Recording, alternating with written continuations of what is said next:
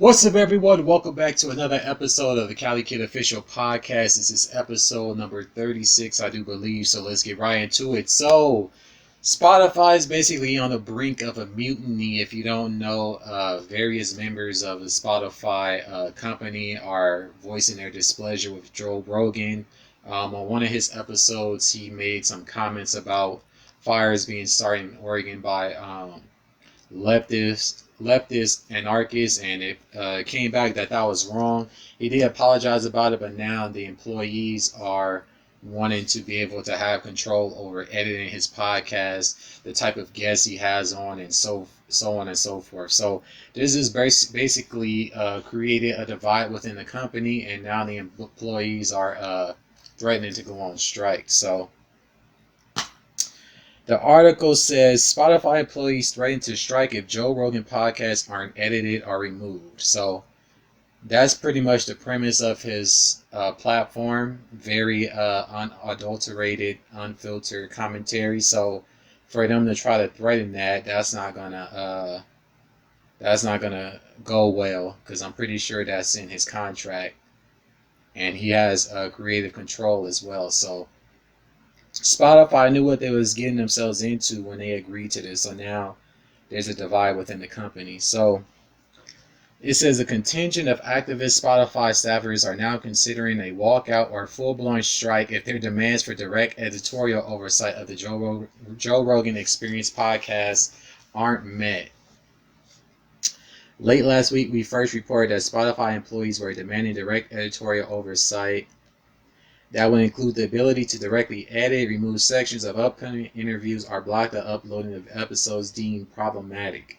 The employees are demanded the ability to add trigger warnings, corrections, and references to fact-check articles on topics discussed by Rogan in the course of his multi-hour discussions.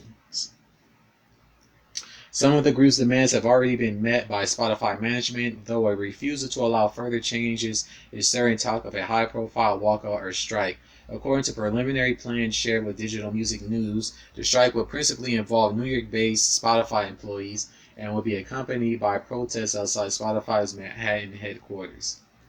Other aspects would involve media appearances and coordination with other activist organizations. For Spotify, the decision to offer some concessions may have only emboldened demands for wide-scale editorial oversight. Yeah, give an inch and they take a yard. So basically that's what's going on here. Which the employees are going to end up losing out on this, and if they keep it up, they risk being fired, pretty much. But I understand they want to have oversight in terms of being able to give the correct information if someone says something that isn't true. So that pretty much is what sparked this. Joe seeing the thing about the fires in Oregon, which wasn't true. So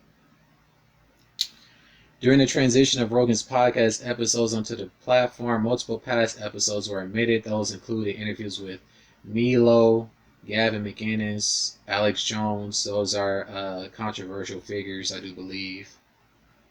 Additionally, Rogan issued a rare public apology and correction over his claim that left-wing anarchists had set fires in Oregon, a point that was made during a recent interview with Douglas Murray. The apology is now believed to be the result of pressure by Spotify staffers. Spotify's management has also refused to remove a more contentious recent episode involving Abigail Schreier. Schreier, a Wall Street Journal writer and author of Irreversible Damage, a transgender craze seducing our daughters, appeared on a Joe Rogan episode. I saw parts of that. Basically, she was talking about how you have parents that's trying to force their kids into doing these things, and they're too young to even, understand what it is that they're trying to force them to do.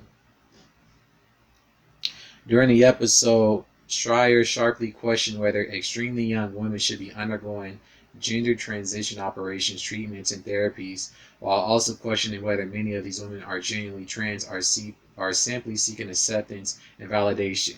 That is an issue within that community. A lot of times you have people that choose to say that they're gay or lesbian or trans in order to get attention to a much bigger issue. I've heard that a variety of different times. I know several people that have come out, within that community and they said they did X, Y, and Z because of, this happening. So she does have a point there. It says that drew accusations of transphobia from a contingent of LGBTQ employees who reportedly demanded changes in more than 10 separate meetings with Spotify upper management. Ultimately, Spotify decided to keep the episode intact after judging that none of the platform's content guidelines were broken. Yeah, because you still have freedom of speech.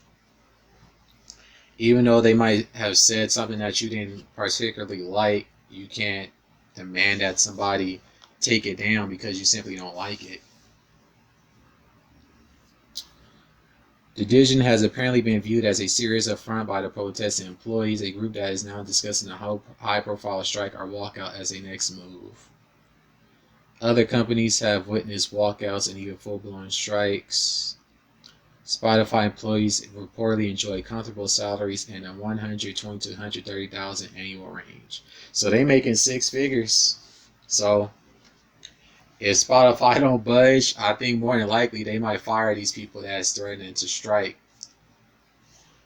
because they can say that their actions are doing harm to the company or is an affront to the behavior of an employee.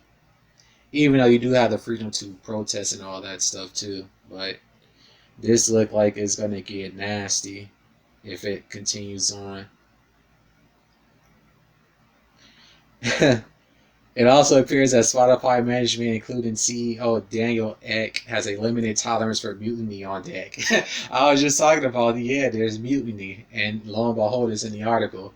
Accordingly, DMN has learned that Spotify clearly shared its decision on the Schreier episode and has declined continued demands to edit or remove other episodes. The reason for Ek's pushback is somewhat obvious. Joe Rogan's entire identity revolves around unfiltered discussion and opinion, and audiences could abandon the podcast if it becomes censored or controlled. Absolutely. So they have their hands tied. If they give in to the employees, they risk Joe Rogan leaving the platform, because if they decide to edit his content, that will go against their contract where he has full creative control. But if they back Joe, which they're more than likely going to do, then they risk all these employees striking. But, employees can be replaced, but they're probably not going to want to do that or even get the headache from that, because whenever a company has, different things happen, it affects their stock price. And Spotify stock has been dropping recently because you had a variety of different people coming out with negative reports towards the company. So they're pretty much in a lose-lose here. Earlier this year, Spotify lured Rogan into an exclusive relationship with an estimated $100 million deal, which that's really pennies, because I'm pretty sure they're making billions from Joe Rogan. So in all actuality, that's not really nothing. But we're just gonna have to see how this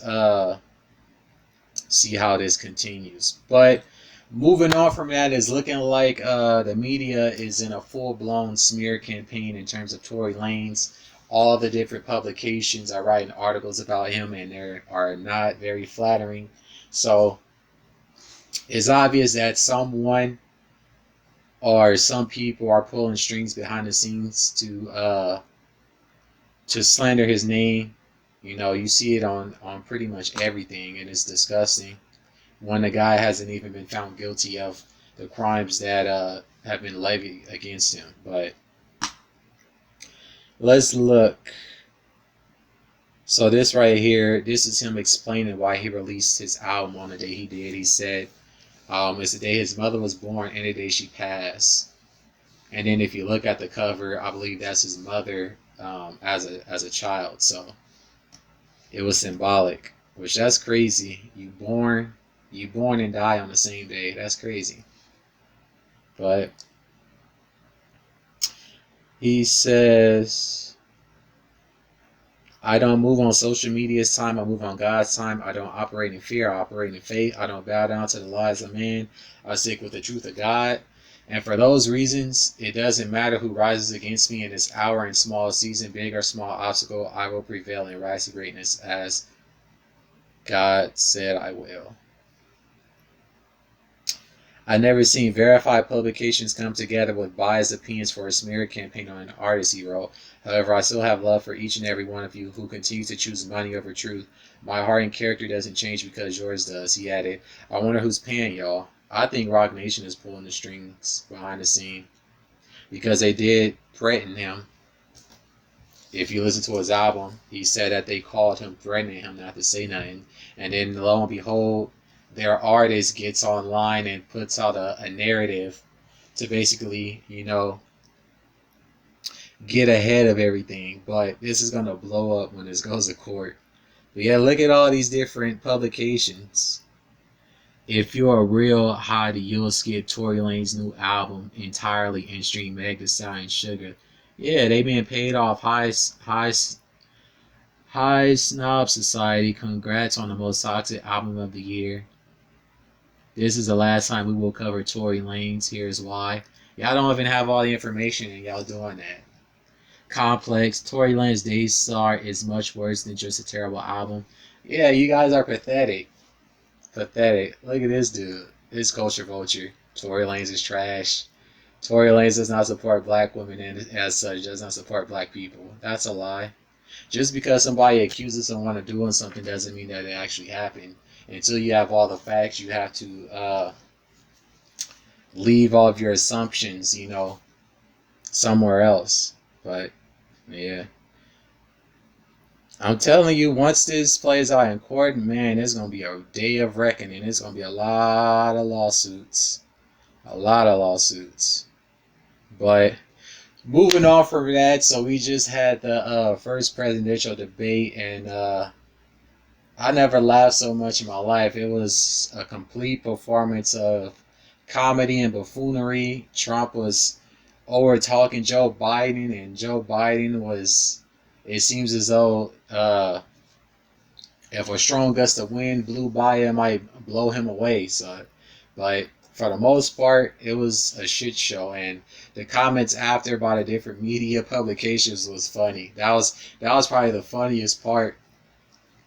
Like some of the quotes was, "This was the worst presidential debate in history. I'm embarrassed and other countries are laughing at us." And then there was one sound bite where they asked Trump to denounce white supremacy, and he basically kind of like sidestepped it and told the Proud Boys group to stand by and stand down, which, well, that is not too surprising. But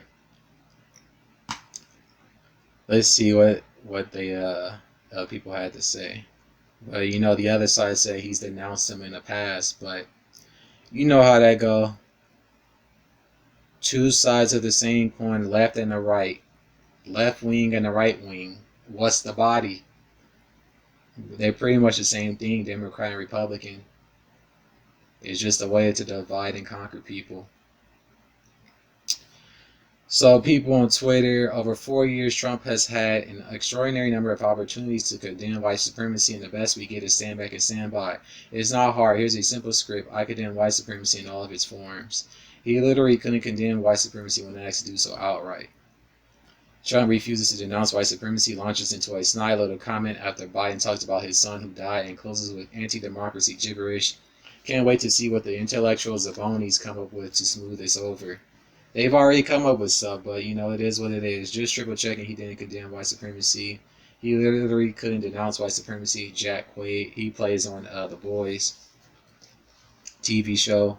2 takeaways from tonight. Future debates are pointless. The President of the United States cannot condemn white supremacy. They really are, because they're supposed to have a moderator, but the moderator doesn't have no type of control over what the two individuals say.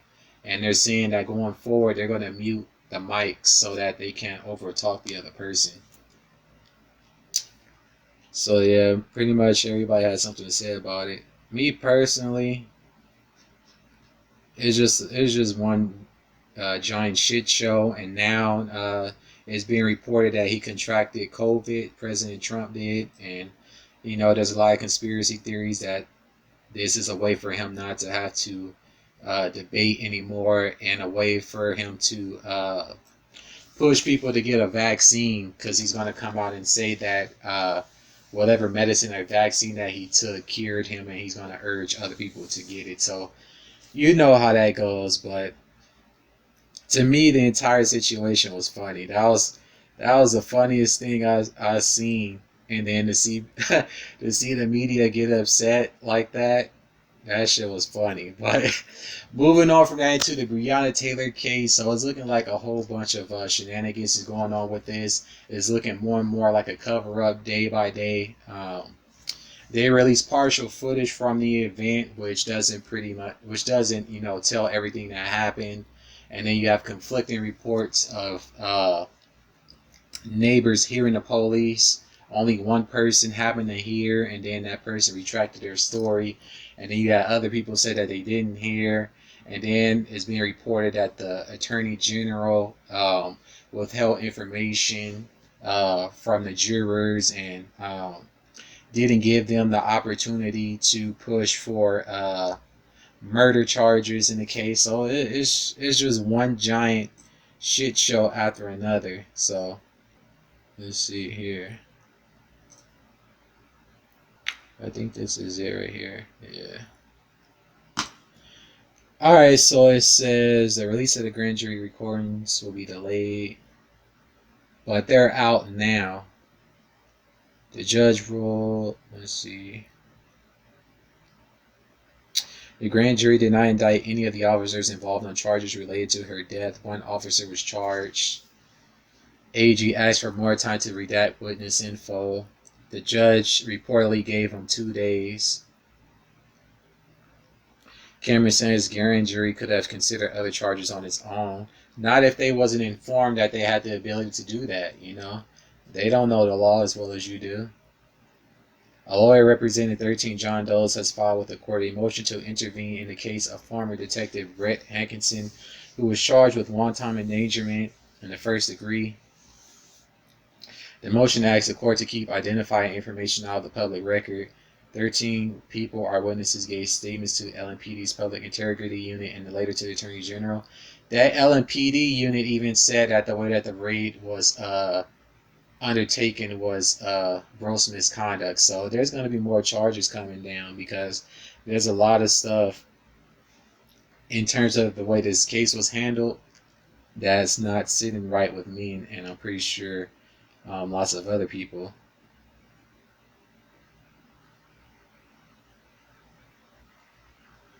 If they wanted to make an assessment about different charges, they could have done that, but our recommendation was that Mattingly and Cosgrove were justified in their acts and their conduct. Yeah, so of course they're going to go with your recommendation as opposed to making their own assessment, because they're not as equipped in, the law as, the Attorney General would be. He should have gave them the option of doing that, or at least put it on the table. They probably didn't know that they could do that. Let's see. Ultimately, our judgment is that the charge that we could prove at the trial beyond a reasonable doubt was for wanton endangerment. So basically, the Attorney General is saying that he didn't recommend murder charges because it's a possibility that he could have got off because they couldn't prove it beyond a reasonable doubt. It says, but Glagowar told reporters this week that his client's position is what was presented to jurors is not being publicly disclosed. What Attorney General Cameron is continuously not answering is, did he give the grand jury the option to charge anyone with anything in addition to the wanton endangerment charges? Anything related to Taylor, and did he recommend that they do so? No, he didn't.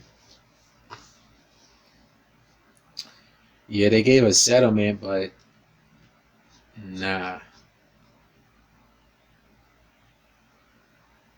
And then the warrant is basically invalid because the person they was looking for wasn't there. The person was in custody. And then their intel saying that people was coming in and out of the apartment with packages. That's been debunked by the Mellon the Maryland Post Office. So it says, when a police officer in Louisville, Kentucky requested a search warrant for Breonna Taylor's apartment, he told a judge that a drug suspect had been receiving potentially suspicious packages at the woman's home. It was a key reason provided by the Louisville Metro Police Department to convince the judge that a warrant was necessary. But according to an internal LMPD investigation obtained and reported by Louisville's WDRB TV on Wednesday, officers at the department were told repeatedly that no packages, suspicious or otherwise, had been delivered to Taylor's home in connection with the drug probe. So that pretty much nullifies that warrant. Taylor, a 26-year-old black EMT, was shot dead by police in her Louisville apartment in the early hours of March 13th. A day after, LMPD detective Joshua Jeans penned a sworn affidavit seeking a judge's permission to search her home. In the affidavit, Jeans said a suspect in a narcotics investigation, Taylor's ex-boyfriend Jamarcus Glover, had been seen retrieving a suspected USPS package in his right hand from Taylor's apartment in January before driving to a known drug house. Glover, James wrote, may be keeping narcotics and or proceeds from the sale of narcotics at Taylor's home for safekeeping. The officer added that he'd verified through a U.S. Postal Inspector that Glover had been receiving packages at Taylor's address. A U.S. Postal Inspector in Louisville, however, told WDRB TV in May that the LMPD had not used his office to verify that Glover was receiving packages at Taylor's home. So that's a lie. So whoever that officer was committed perjury. The inspector, Tony Gooden, said a different law enforcement agency had asked his office in January to look into whether Taylor's home was receiving any potential suspicious mail. His office concluded that no packages of interest were going there, Gooden said. So maybe that officer used a different agency to inquire about it. He didn't directly make the inquiry himself. On Wednesday, citing an investigative report from LMPD's Public Integrity Unit, said officers at the department were well aware of the postal inspector's conclusion. So basically, they disregarded what they were told and went along and tried to enforce this warrant and this search anyway. The LMPD had reportedly asked two members of the Shively Police Department to assist them in the case and to ask a postal inspector on their behalf whether suspicious mail was being sent to Taylor's apartment. The Shively officers learned from the postal inspector that no dubious packages were being sent there. Okay. Sawyer told Mattingly in January that no packages had been received at the address, and the post office did not receive any packages either.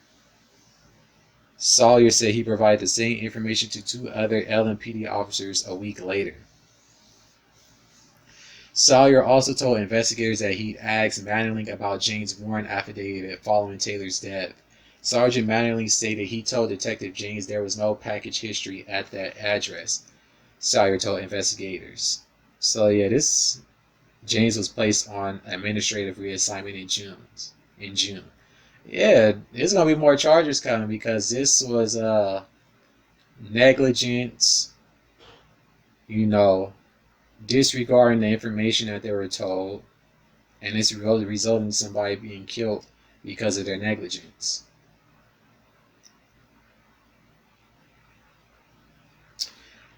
After the Breonna Taylor shooting, a detective who had checked with a postal inspector of LMPD about the packages asked Mattingly and Detective Mike Nobles about what James wrote in the warrant. Nobles said he was confused about the conflicting information on the affidavit as well. Yeah, it sounds like a cover-up. Glover, who police said had also listed Taylor's address as his own and had been seen making multiple trips between her apartment and allegedly known drug houses, has claimed he never sent anything illegal to Taylor's home. The package he was seen carrying from her apartment in January had contained shoes and clothes, he told the Journal in August. Yeah, this shit is crazy. So let me go to their front page because I do believe that they released them. Yep, so it's an outbreak with the Secret Service and the president. What happens if the president becomes incapacitated? The vice president takes over. That's how it goes. It's a succession of power. Grand jury audio details raid that killed one of the jurors sued to make the proceedings public. Oh, now they're trying to take some type of accountability. It says, though police had a no-knock warrant that would have allowed them to burst in unannounced, they agreed it was better to give them a chance to answer the door. Yeah, you don't knock on somebody's door.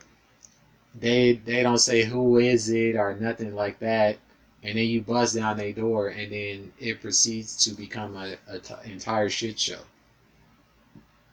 That's why those type of warrants need to be outlawed, because you have situations like this that didn't even need to happen.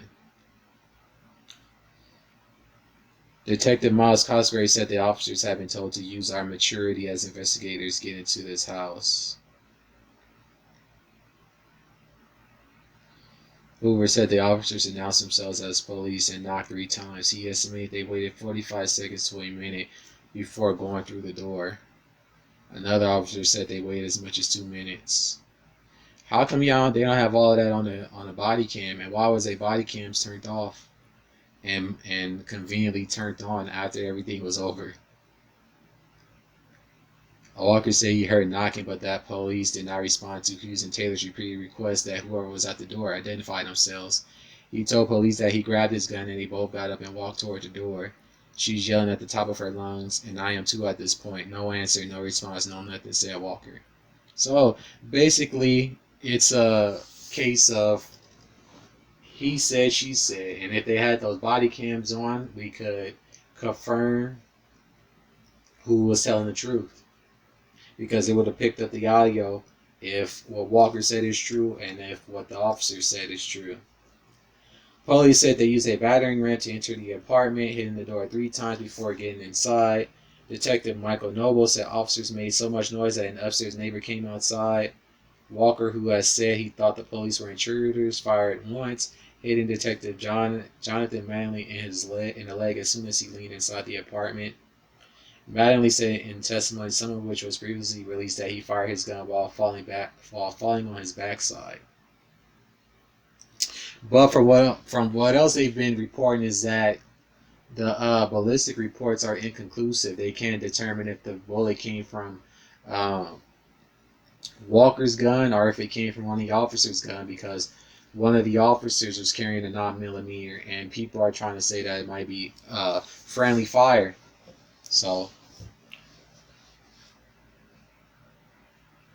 Cosgraves came through the door and saw Mattingly on the ground. In his interview with investigators, he spoke to the confusion of the confrontation. He told investigators that he thought he fired 4 or fewer shots, but the evidence showed he fired 16 rounds. How you did I know you fired 16 rounds? You thought he fired 4 or fewer shots? Were you high or drunk? Because one of the rules of carrying a firearm is you're supposed to be aware of what you're aiming at, and if you're unsure, you're not supposed to fire. Right here it says he thought he fired 4 or fewer rounds, but 16 rounds were fired. So you fired 4 to 5 times as many rounds as you thought you did. So this shit is crazy, boy. So one officer fired 16 rounds, another fired 10. This shit is crazy. Yeah, someone kicked in the door and shot my girlfriend. All those officers should fry. Because this was gross misconduct and negligence. And this unit, for what I've read, have been involved in a similar situation. And I believe I talked about this on one of my podcasts, so I'm going to try to pull up that footage and show you guys what I was talking about.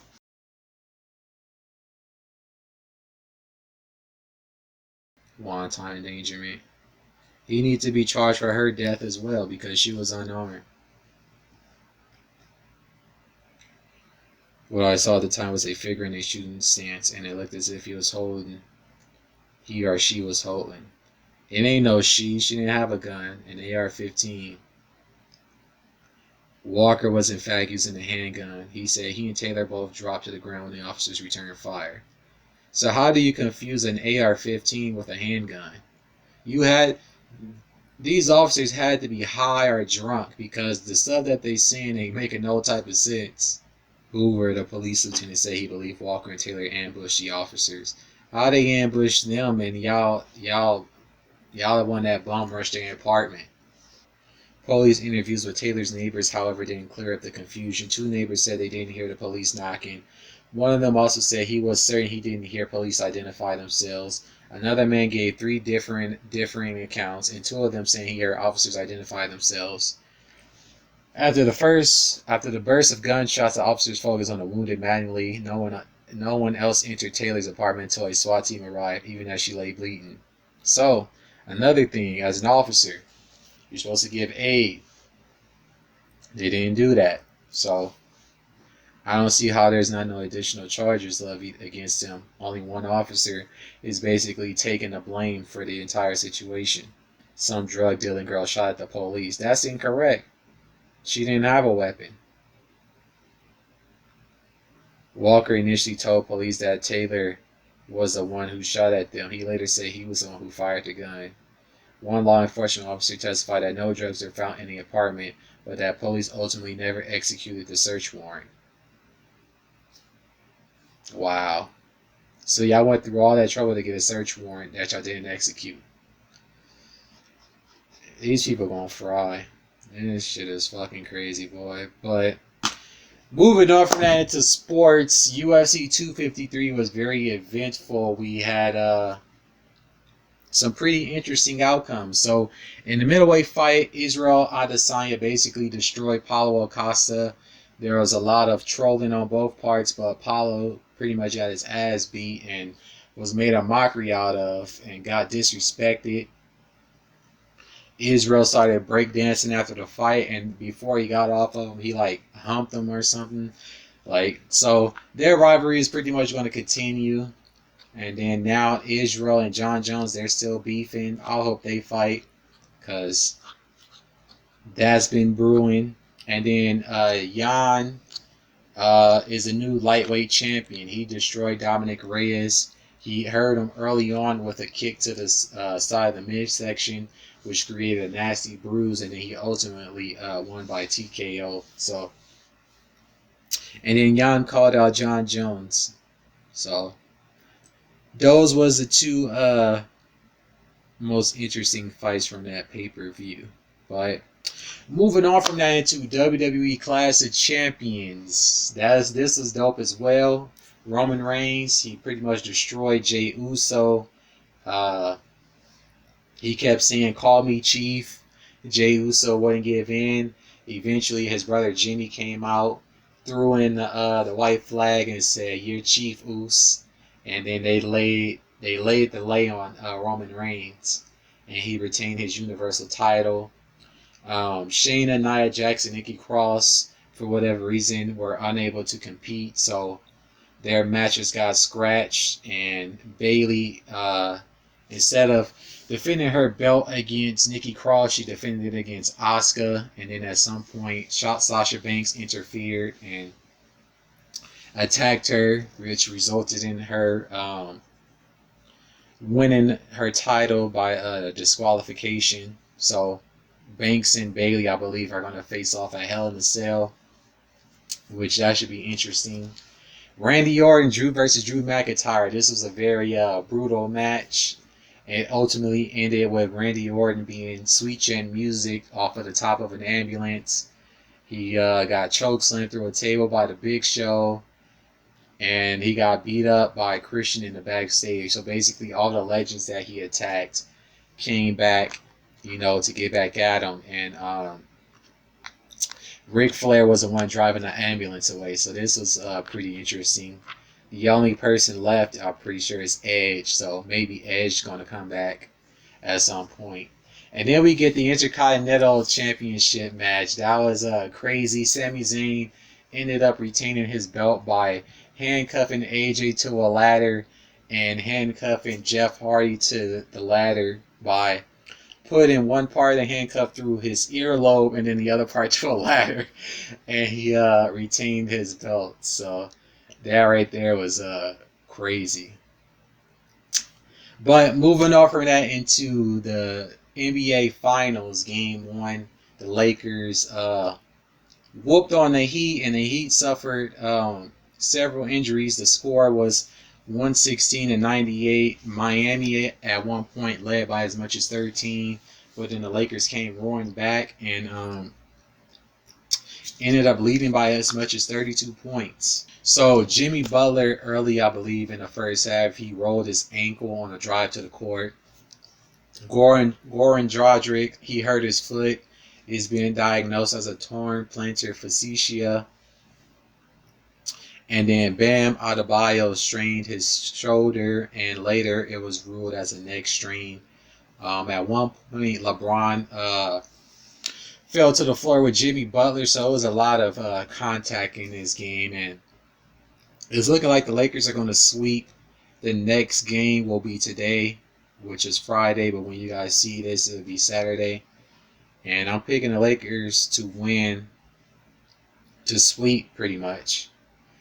But LeBron, he finished with 25 points, 13 rebounds, 9 assists. Davis had 34 points, 9 rebounds, 5 assists.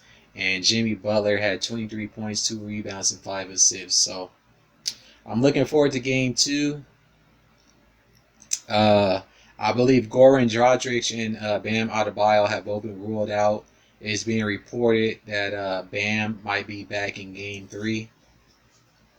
But the Lakers, their team was built to basically match up with any style of play. You want to play small ball, they can do that. You want to play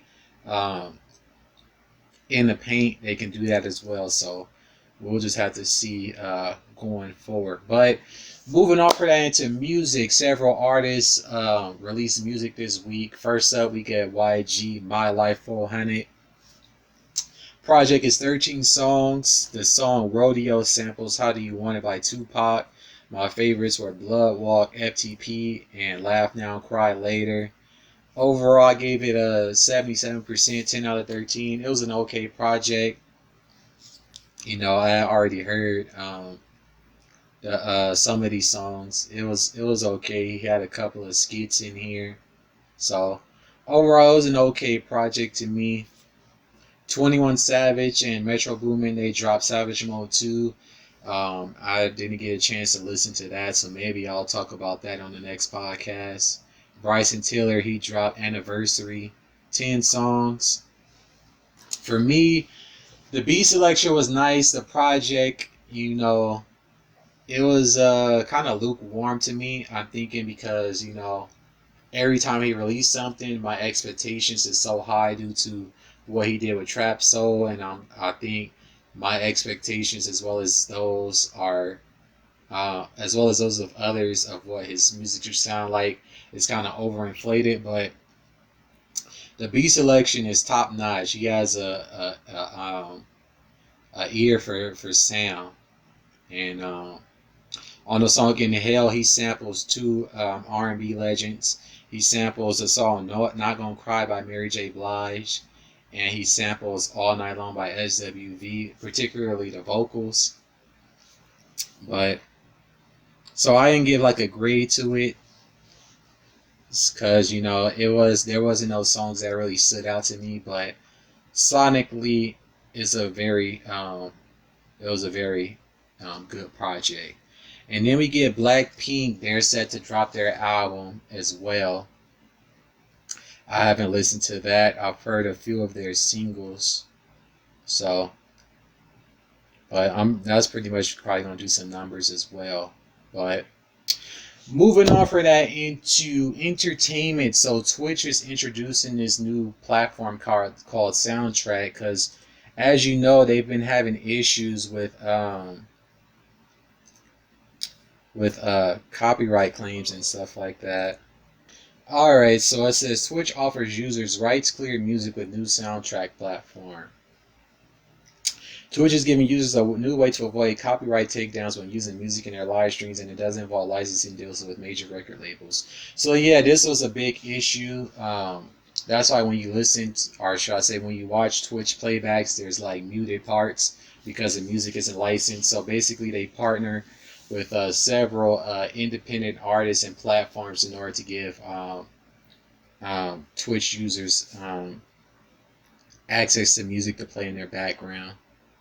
So, says they partnered with SoundCloud, Monster Cat, DistroKid, CD Baby, Empire, Westwood Recordings, United Masters, Alpha Pup, Pop Gang Records, Text Me Records, Steve Aoki's, Dimbach, CMG, Above Beyonds, Anjuna Beat, Soundstripe, Future Classic, Song Trader, Nuclear Blast, and Chill Hip Hop Music, along with artists MX Tune. So, I mean, your best bet is if you make your own music to use that.